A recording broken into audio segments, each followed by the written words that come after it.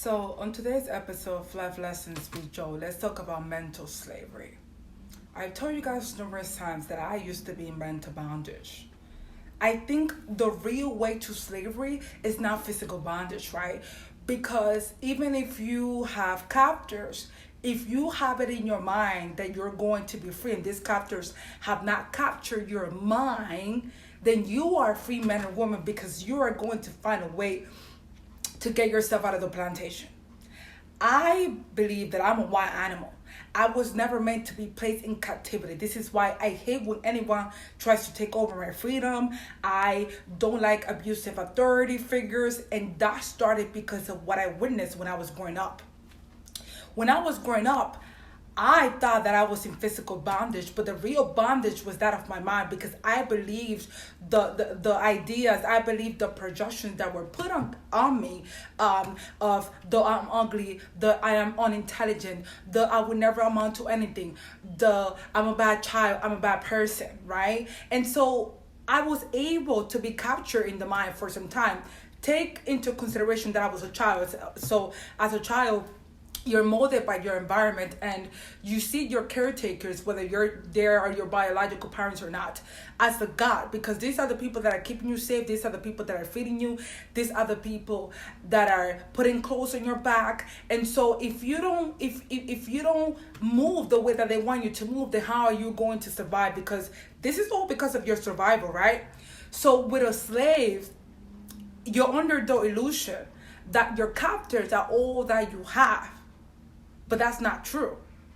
In order to make a good slave, you had to break things in the mind first. Otherwise, they're not going to make a good slave, because even if the slave is complying with what you're telling them to do, if that slave makes up a plan and one day wakes up and be like, I'm not doing this, that slave is going to run away. This is why some people were able to get away from the plantation. Some people were not able to get away from the plantation, especially if you start to trauma bond and you're confused by your slave captors being nice to you one second and then abusing you the next, because this is all in order to create that trauma bonding that, my abuser, I might dislike my abuser, but they're nice sometimes, so I like them just a tiny bit, right? And this is to hook you in, because initially, if someone is evil and nasty to you, if I go on a date with a man and he slaps me, I'm going to run away. Now, if this man is sweet talking me and is giving me gifts and is giving me compliments, then in the next 3 months, if you start to hit me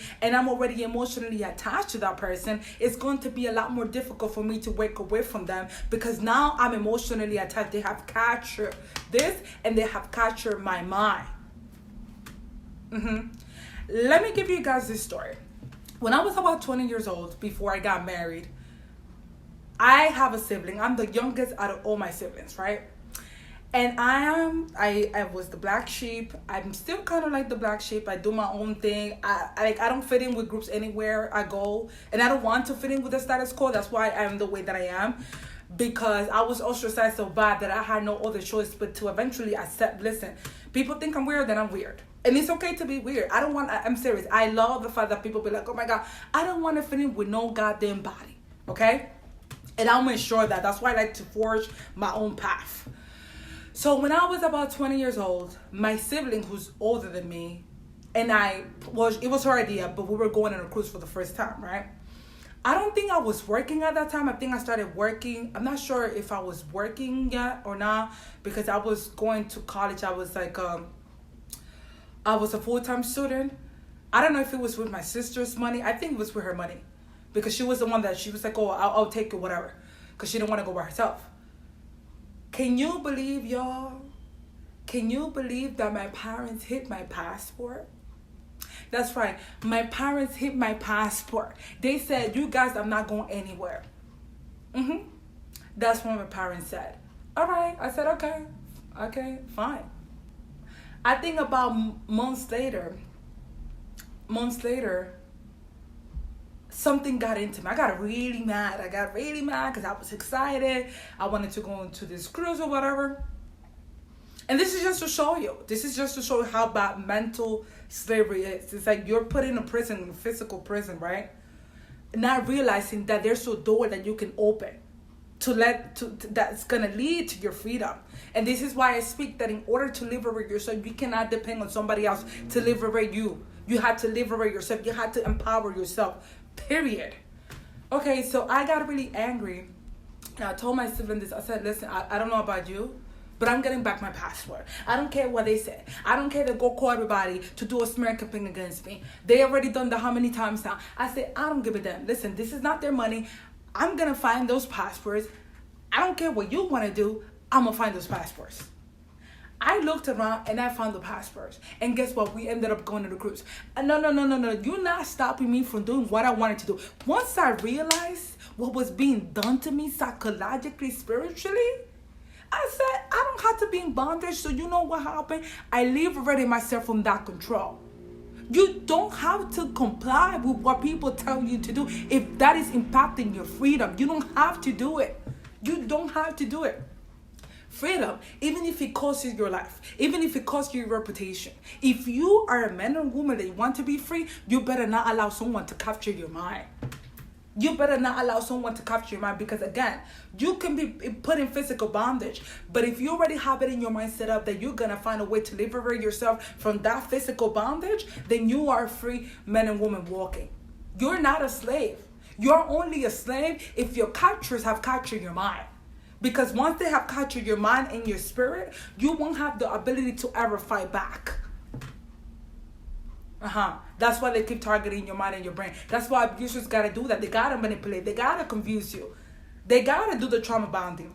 They have to have you with the Stockholm syndrome. They have to. That's the only way.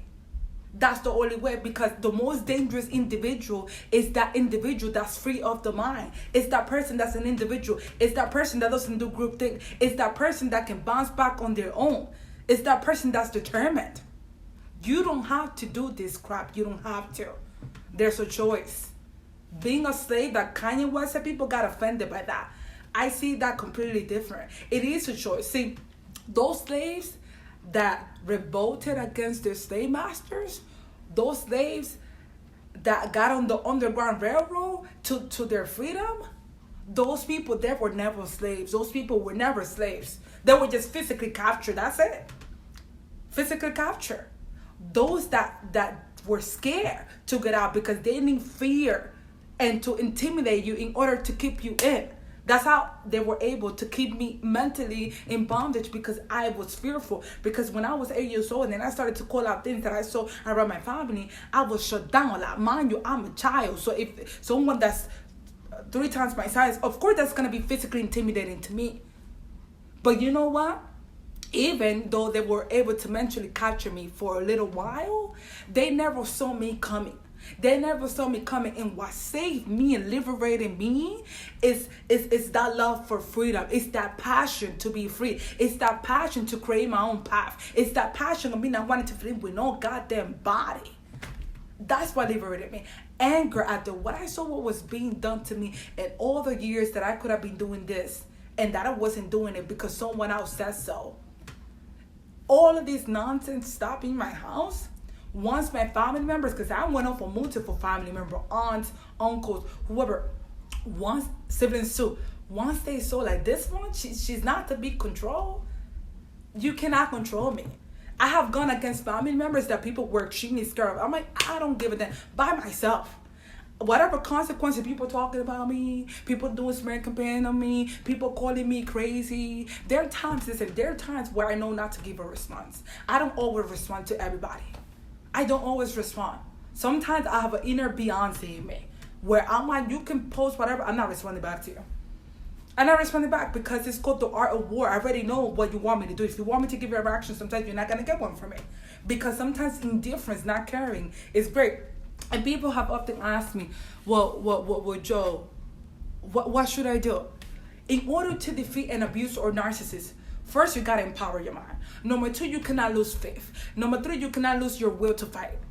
Number 4, you need to stop caring. Number 5, you need to be able to stand on your own, even if because narcissists and abusers, they love to ruin your reputation. When they can no longer control you, they have to destroy your reputation so that other people perceive you in a negative light. You need to stop caring about that. You need to just do you. Be happy. Empower your mind. Empower your body. Exercise. Be free. Be happy. And don't comply. And don't follow what they want you to do. That's the best way to outsmart a narcissist. When they know that they can control you. When they know that their words don't affect you. When they know that no matter what they throw at you, whether they take away your job, whether you're homeless on the street, that you have the mentality to still bounce back after adversity, after every attack thrown at you. That's the best way to defeat a narcissist. When people keep asking what to do with these institutions, what to do with us, just don't participate in their games. It's that simple. Stop overcomplicating this shit. Stop overcomplicating shit. It's simple as that. Whatever you can control, if you can control your mobility, then move where you want to go. If you can control that you can apply for some jobs, go apply for some jobs. If you can control taking your kid out of the school, whatever, homeschooling your kid, then homeschool your kid.